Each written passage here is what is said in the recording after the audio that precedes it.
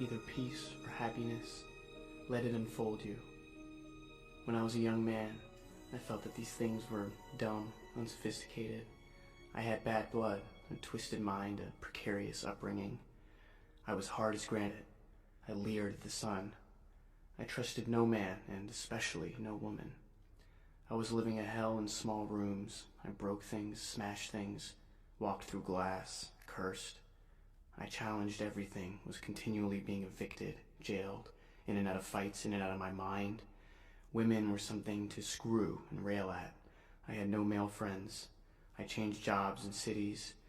I hated holidays, babies, history, newspapers, museums, grandmothers, marriage, movies, spiders, garbage men, English accents, Spain, France, Italy, walnuts, and the color orange. Algebra angered me. Opera sickened me. Charlie Chaplin was a fake, and flowers were for pansies. Peace and happiness were to me signs of inferiority, tenets of the weak and addled mind.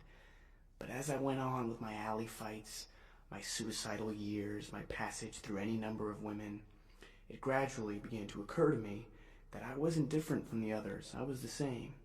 They were all fulsome with hatred, glossed over with petty grievances. The men I fought in alleys had hearts of stone.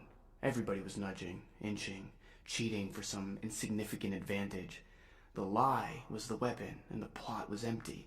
Darkness was the dictator. Cautiously, I allowed myself to feel good at times. I found moments of peace in cheap rooms, just staring at the knobs of some dresser or listening to the rain in the dark. The less I needed, the better I felt. Maybe the other life had worn me down. I no longer found glamour in topping somebody in conversation or in mounting the body of some poor, drunken female whose life had slipped away into sorrow. I could never accept life as it was. I could never gobble down all its poisons. But there were parts, tenuous magic parts open for the asking. I reformulated.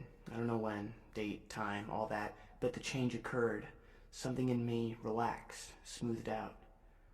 I no longer had to prove that I was a man. I didn't have to prove anything.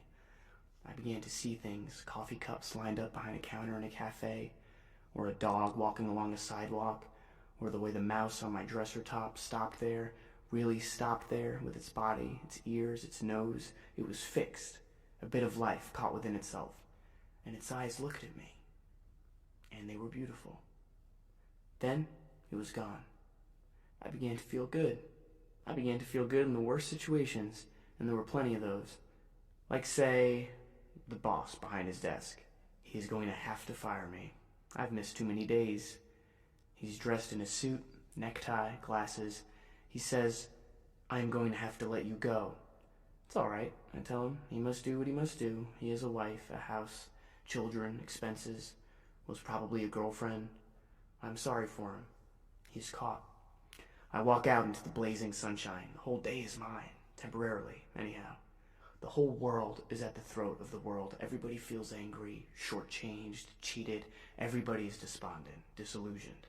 I welcomed shots of peace, tattered shards of happiness. I embraced that stuff like the hottest number, like high heels, breasts, singing, the works. Don't get me wrong, there is such a thing as cockeyed optimism that overlooks all basic problems just for the sake of itself. This is a shield and a sickness. The knife got near my throat again. I almost turned on the gas, again. But when the good moments arrived again, I didn't fight them off like an alley adversary. I let them take me. I luxuriated in them. I bade them welcome home. I even looked into the mirror once, having thought myself to be ugly.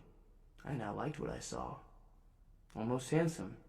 Yes, a bit ripped and ragged, scars, lumps, odd turns, but all in all, not too bad. Almost handsome. Better at least than some of those movie star faces like the cheeks of a baby's butt. And finally I discovered real feelings for others, unheralded. Like lately, like this morning, as I was leaving for the track, I saw my wife in bed. Just the shape of her head there, covers, pulled high, just the shape of her head there. Not forgetting centuries of the living and the dead and the dying, the pyramids, Mozart dead, but his music still there in the room, weeds growing, the earth turning, the tote board waiting for me.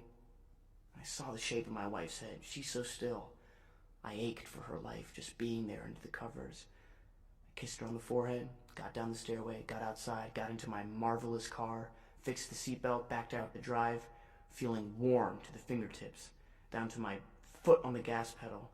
I entered the world once more, drove down the hill, past the houses full and empty of people. I saw the mailman, honked. He waved back at me.